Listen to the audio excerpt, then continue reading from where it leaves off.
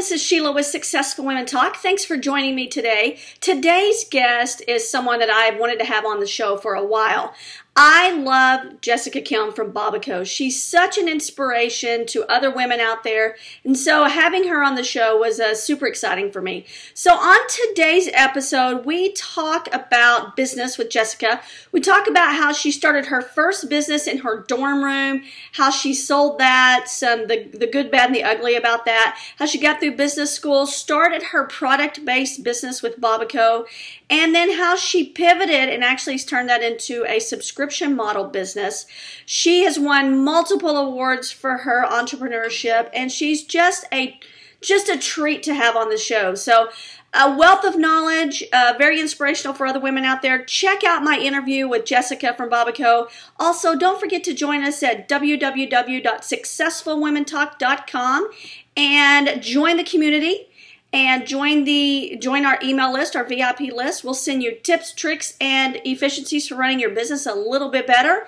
And we'll also provide you with the interviews and anything new and fun out there going on. So sign up and check out the interview, and we'll see you on the other side. Thanks. Hi everyone, this is Sheila Butler with Successful Women Talk, and I am most excited today. We have, I know I say very special guest every time, but today is a really special guest. We have Jessica Kim. Jessica is the founder and CEO of BabbaCo. She started her first business, Jessica Wonders, out of her dorm room in college. She ended up selling that business and basically funded her MBA and business school. She worked as the brand manager at Kraft Foods, and then she became a mother, which I think changed her entire world, which helped her launch BabbaCo. So please help me welcome Jessica Kim. Thank you so much for having me, Sheila. I'm so excited to be here. Thank you for joining me. I told you before we started recording, I'm a big fan, slight maybe stalker, but no, I have followed you for a while, so I can't wait to learn more about your story. Thank you. So listen, the very first question I usually start off with is tell us a little bit about yourself, your background, and how you got started in business. Sure. Where do I begin, right? I mean, I'm always proud to say that I'm a Jersey girl, and I'm the youngest of three. And, you know, I started my business just purely out of raw passion. You know, my dad always taught me to just follow my dreams and that I can do it. And it didn't matter that I was a female or what ethnicity I was, but just whatever I wanted to achieve, I could do. So, you know, it started in college. Actually, I was an anthropology major, and I was always so fascinated by how humans kind of interacted and their responses to things, which I really think is really consumer behavior. And that's kind of how I related it. And I started my first company, as you just mentioned, out of my dorm room. It was a baked goods company called Jessica's Wonders. It was kind of like the Ben & Jerry's of baked goods, and really grew it from my dorm room to like a $4 million business in like 20 months. And it was just incredible experience at the age of, 19, 20 years old. And then, after doing that for about 5 years, I went to business school and wanted to just kind of learn about what just happened, because it was just kind of all experience. And then I went to Kraft Foods to get the corporate experience, because everyone told me, you don't know how it is, how it's done in the real world, and so the corporate life was such a black hole to me. So it was my mission at that point to figure out what happened behind those doors, and loved my experience at Kraft. I was there for about 3 years. And then, as you said, I got pregnant with my daughter, and on maternity leave, when I became a parent, my life changed. But as an entrepreneur, I saw this huge opportunity, and that's kind of why I started BabbaCo. That is awesome. So, and then another part of that, you have a husband that's also in medical school, so you guys are a busy family. We are busy. We love what we do, and I think that makes a huge difference. And so we find a way to make it work. I love that. So let's just hop back just a second to when you first started BabbaCo, it was a product-based business. Yeah. So maybe I'm guessing as your need as a mom, you found maybe a gap in the market or something that you needed, and that sparked you to actually start developing the product. So let's talk a little about that. Yeah, so the vision of BabbaCo was always the same from day one. When I became a parent, it's a lifestyle change. And I didn't really see a company or anyone kind of treating it like a lifestyle, like just very integrated with content. But yeah, I can buy things. And so, but what I started off was with actual products, because that's what I knew best, is inventing products. And we got patents on them. So I invented a car seat cover, self-inflatable play mats, burp cloths, things like that. But then after doing that for about 2 years, of course, my kids got older, as you said. But also I saw a need for our business to change, because what really triggered it was we had our consumers who, our consumers and community who bought from us, but then we only had infant products. But then here they were, they had 2-year-olds, 3-year-olds, and they were still interacting with us on Facebook, emailing me, watching my videos, yet I had nothing to give them or like provide them as a company. And so as my kids grew older with them, I just realized, there's a missing piece to this business right now. And it was really triggered by all the questions that we got, which was like, what do I do with my kids? Like, my kids are growing older. There's a lot of things I can buy. There's a lot of things, but what do I do with them? Help me. Like, there's not a lot of businesses or products out there that facilitate the time that you spend with them. And so that's why we came up with the Baba Box. And it's, as you know, it's a monthly subscription that comes to your house, and it has all enriching activities, from create projects to explore activities to a book for storytell and digital content for connect. And we are created by educators, and then we make it practical by parents, and then we test it with kids. And that's really how the Baba Box came about. I love that. And I'm just going to touch on something that you said that kind of really, really relates to me as well, is that, about two and a half years ago, I sold a business, and I became a full-time stay-at-home mom. And I didn't have a clue what it meant to be a stay-at-home mom. I was one of those people that thought, it can't be that hard. I have never done anything in my life harder than raising children. Wow, yeah. And then find, like you said, we don't do a lot of TV here at our house, so you're having to find things to do with them. So the crafts and coming up with the crafts. And then not only that, but then having to go to the store to get all the stuff to do those things. And that's what you guys offer, which I think is just fabulous. Yeah, no, I totally agree with you, Sheila. It's like one of the hardest things, because people think that, okay, you're home, but gosh, I mean, these kids are like 24/7, and they're looking to engage. And especially, we're targeting like, 3 to 7-year-olds. I mean, they are sponges, and we all know that as parents, and we want to provide that. I mean, that's the heart of a parent, but it's like, how do you do that is the missing puzzle. But that's like, that's how you actually do it. So that's what we're trying to help with. Absolutely. So I knew that you were going to be pivoting, because like I said, I followed you a bit, and I knew you had been accepted to Excelerate Labs into their boot camp. And then I thought, she's up to something, because you're just... Wow, you really have been following us. I told you, I'm fascinated with... Well, I either found you through David Siteman Gardner, The Rise to the Top, or I knew you were associated with Vaynermedia, because I read Crush It, and somehow I just learned about you, and I was just fascinated with your story. So I followed you a bit, and then I ended up starting the children's line. So I just found it fascinating. But I knew you were up to something. So what made you go, okay? Now, when you went into the Accelerate Lab, did you know you wanted to kind of pivot already? That's a great question. Wow, we can break that up in so many different parts, but I'll just answer it first, and then we can break it up. But I entered Accelerate because, I had this big vision of kind of wanting to be the Martha Stewart of baby, and just like, we wanted to have this big community, and we saw our community really grow. And it was just, I mean, the emails that we got were just really heartfelt and deep, and we knew we were connecting with our community, and it was so great.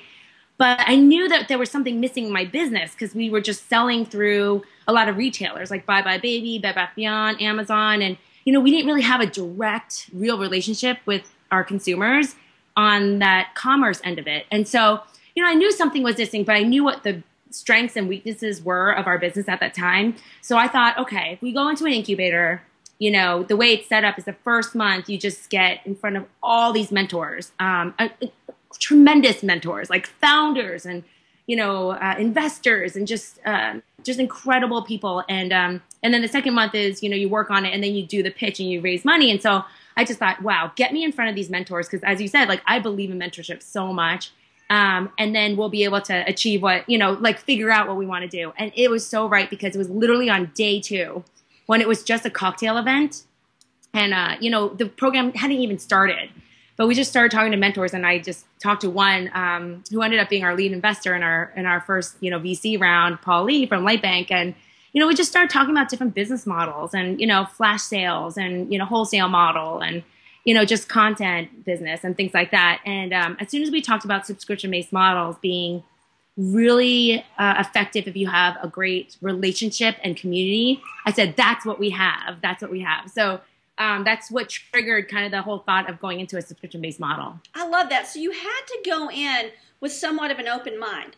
I mean, yeah, so my biggest advice to anyone that wants to go into incubators is that you have to know and live. I mean, we were in business for a couple of years, which is sometimes unusual. Sometimes you go in with an idea, but even if it's an idea, go in with having done surveys or research or focus groups, or go out and test the product. Do something where you can learn more about what you want to do before you go into the program. Because then once you get into the program, you know what you want to, you know, like what your strengths are, you know what will hit, you know where you want to go. And I think that's when you could really take advantage of the program, because it's a short amount of time. So I think that's the thing. It's like open mind, but be very aware of what you want to build from your business or idea.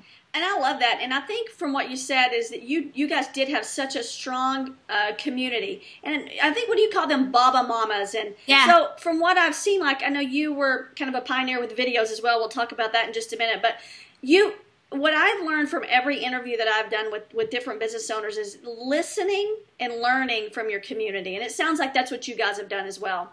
Absolutely. I mean, I think it really comes a little bit from my anthropology background, to be honest. I mean, you would think, what? She's an anthropologist? How does that have anything to do with business? But I really use the same methodologies. Like, for example, before we launched our product, we actually went into people's homes who we didn't know and did ethnographies. It's the same method you would do if you were to study tribes in a different country. And I just broke it down. I really, went into the homes. We videotaped everything. We didn't know them. They didn't know us. And we just saw them open the box, interact with their kids in it. And I think that really helped us develop the product so quickly. And we just, it's a big core of what we do. We just want to continuously be in front of the moms and dads and their kids, and it has to come from the consumers. And you went from idea to launch within like 4 months, right? No, even shorter than that. How'd you do that? We came up with the idea on June 2nd. And then we raised money early July, and then August 22nd, we launched the business. And it's a monthly business where you have to come up with new ideas every month. So we were really aggressive in that. I think the way we did that is, there are two ways of launching ideas in businesses. There's one where you can really think and do the business planning completely to the T, and just be in ideation mode for about 8 months. Or there's a way where you can say, you know what, before I invest so much in the technology differences or invest so much in a new team, because we weren't sure if this pivot was the right pivot for us, right? And so we just said, let's just use what we have and just test it. Like, let's just go out there. Let's have beta testing. And so, the first month we had like 82 people sign up, and it was just testing, but it taught us along the way, and we iterated very quickly. And then once okay, this is it. Like, this is really taking off. This is great. Then we were able to, at the same time, execute. And then we took a step back, and it was a lot of late nights. Don't get me wrong.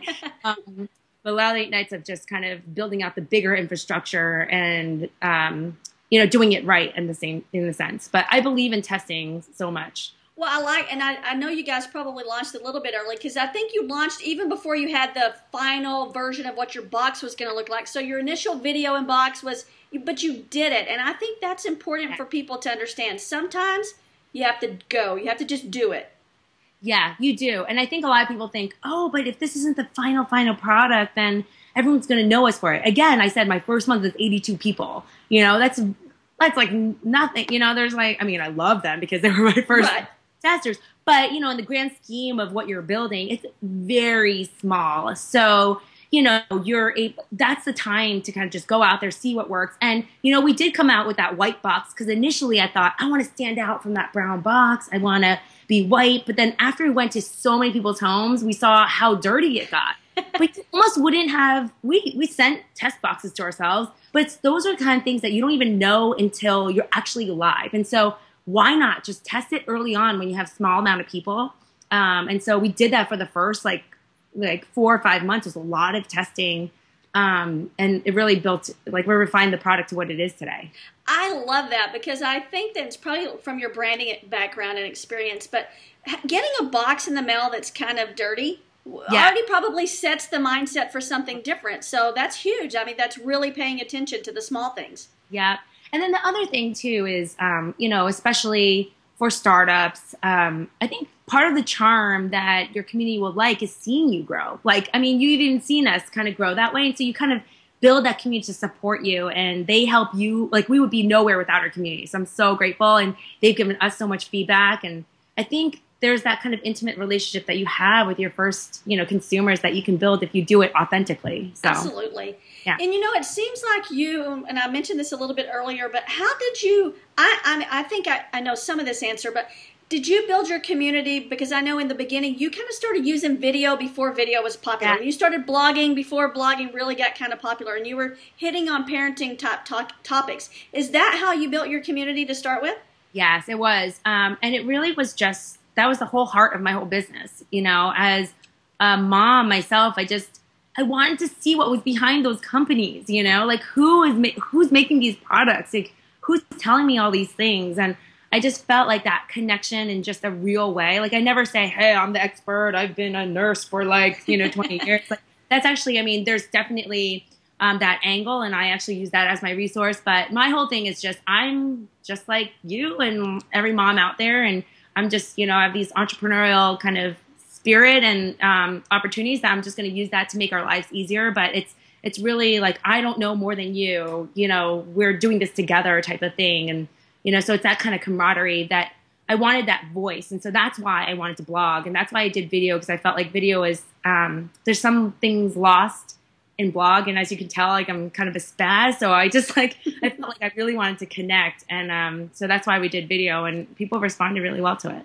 Well, and I think that's terrific, because I totally agree, because I almost feel like I know you already. This is our first time to ever meet or talk, other than maybe we've probably Twittered back and forth a little bit, but I almost feel like I know you because I've seen you, and you're a real person, and I feel like if I were dealing with your company, I would be working with a human, and that's what people want. Yeah, absolutely. I feel like, that's great to hear, and thank you, because that's like our number one goal. We have about, 13 people on our team full time. And so we've grown from when we launched the box, and that's the other thing, it was just two of us. So, so we've grown, and, but every single touch point, we all just say, just be yourself, be real. That's who we are. We're just people trying to make lives easier for parents, and that's our mission. So.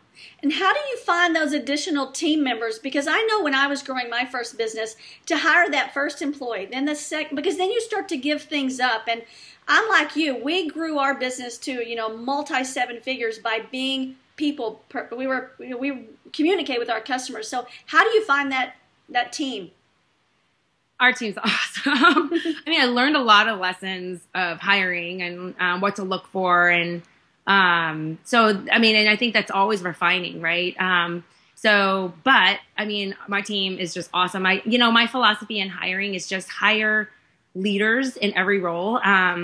There's no room in the business right now to kind of have someone that's, just waiting for other people. Everyone's proactive. Everyone, no matter what role, whatever level, I just want them to feel like they own that, and they should know more about that specific part of the business than I do, And so I think that's just the whole thing. It's like we're running together in a sense. And our team's awesome. We grew pretty quickly. We went from hiring Jenny, who was our first, she was our third person. And then it went from that for a long time. And then we went to jump to 13, And so, but I think the biggest thing is just, everyone has to be bought into the vision to the point where they're almost running on their own, and they're going after that vision, and they're doing it in the best way that their skills can bring them. So now, are most of those people full-time employees that work in an office or virtually? How does that work?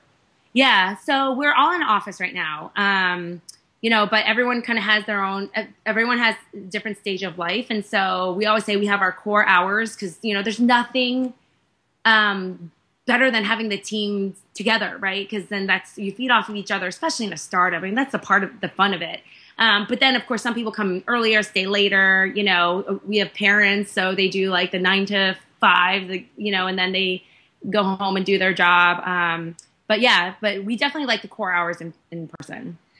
So how are you going? Because there's a lot of things going on right now. A lot of people coming out with this subscription box type business. Yeah. So how are you, and I know there may be a few competitors even in the children's market, how do you set yourself apart from those and rise above and continue to be the thought leader, the box to go to for parenting? How do you guys do that? I think it really comes down, well, a lot of things, but I think, the product has to be great.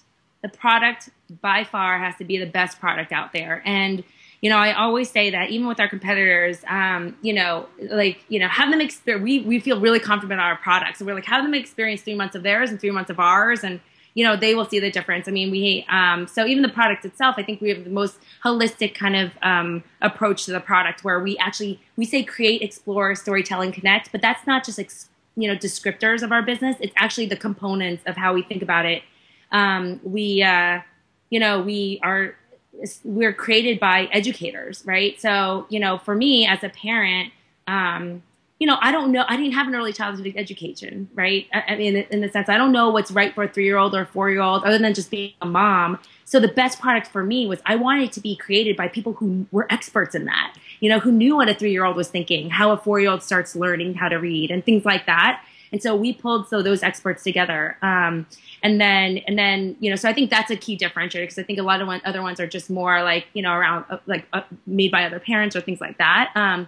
So I think it really has to be the best product. And then of course it comes down to consumers and just our relationship with our consumers, no matter what, and customer service is number one. And that has to be really high. So I think it's the experience. And I think over time, especially in this space with parents, word spreads. And so, even if our competitors get them first, like word was spread that our product is really great. And, dealing with our company is like dealing with, humans and things like that. So that's really. How is it?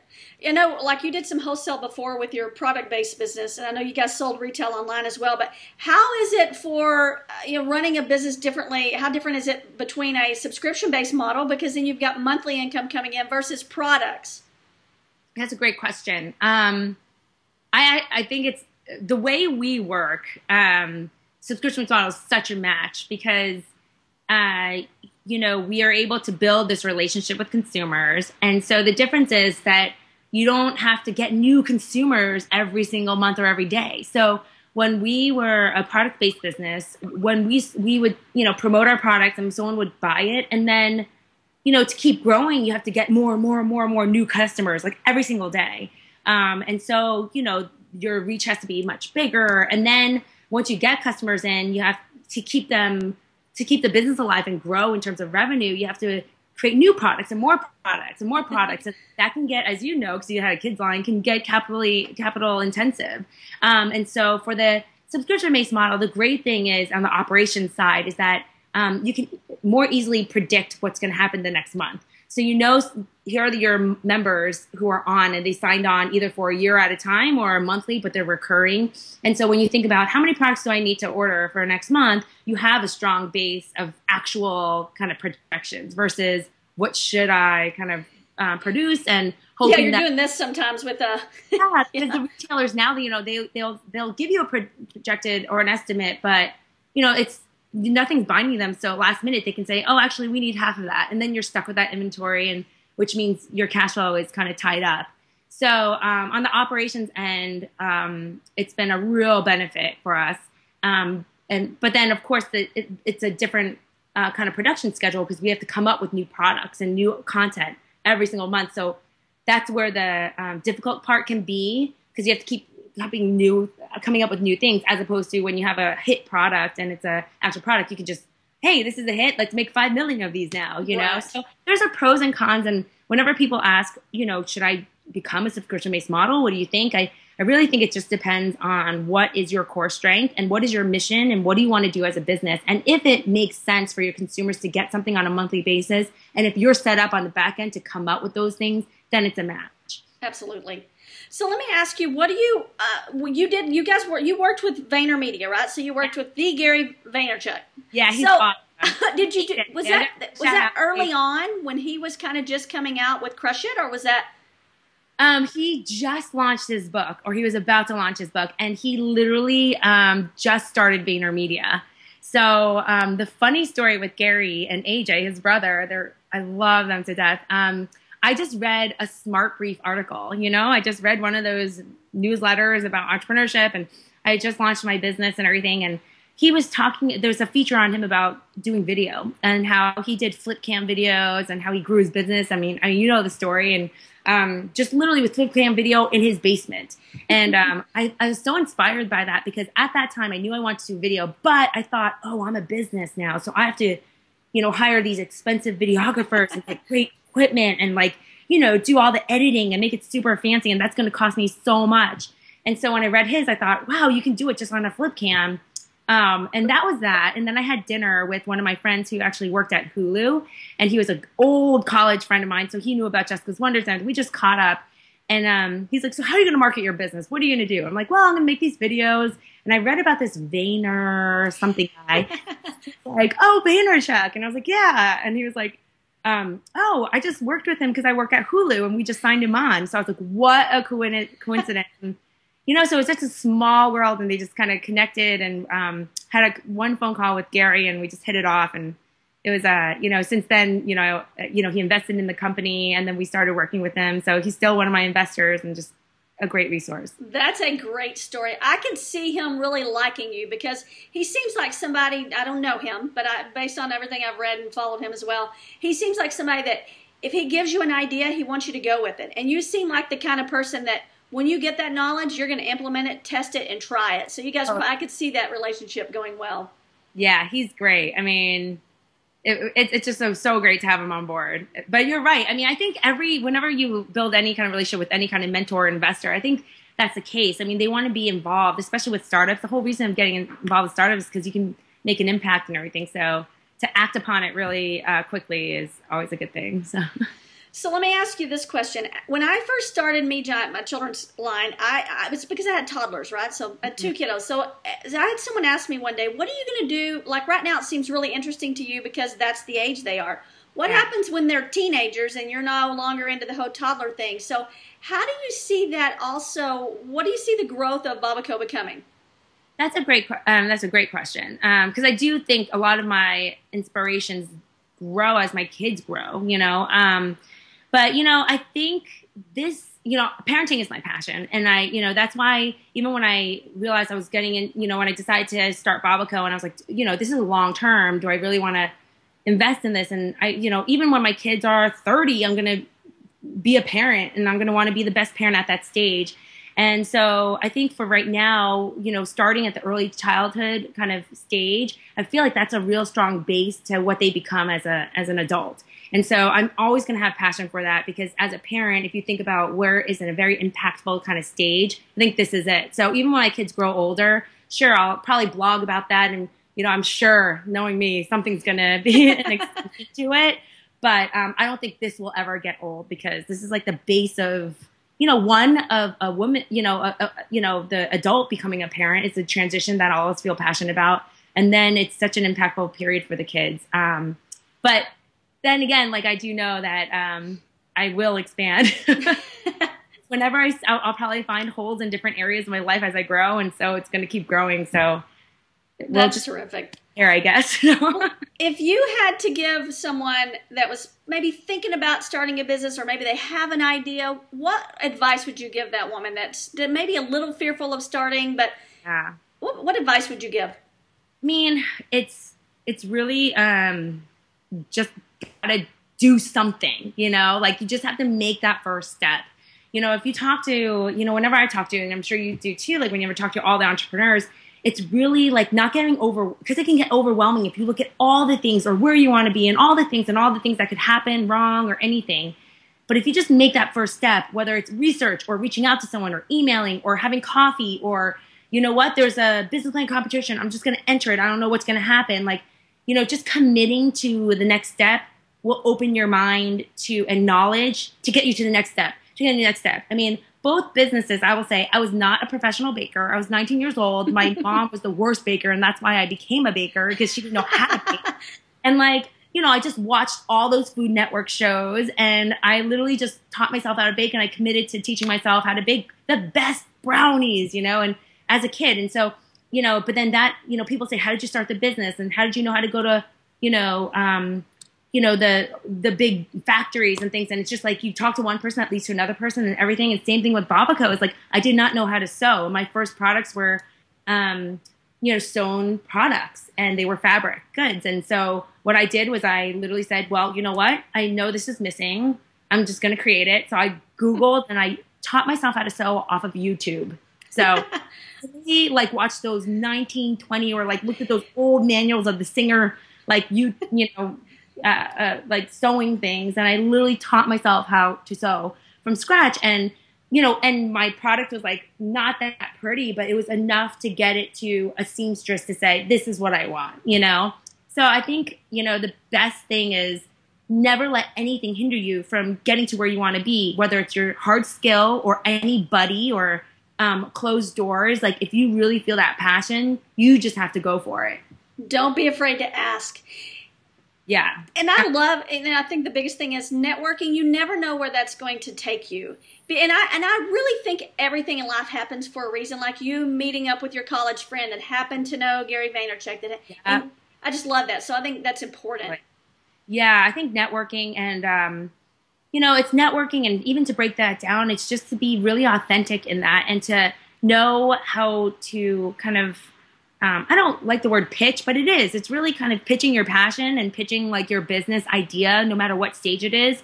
Even if it's just at a dinner and they're just like, oh, so what are you doing? Oh, I've been really into, and what can catch people's attention? Because there's so many times where I had random dinners on personal. It was just a personal dinner. And, I would just share and the passion comes out. And then a month later they said, hey, you know what? I remember you mentioning this for 5 minutes in the dinner, and I met someone that would be great for you, and they connect us. And so I think it's, you just have to, I think all entrepreneurs just do this anyway, though. They're so passionate about what they do, it comes out. But it's how do you make it a nugget of information that people will think of you later? Yes, I totally agree. Jessica, if somebody wanted to hook up with you, where would be the best place? Where would you want to send them?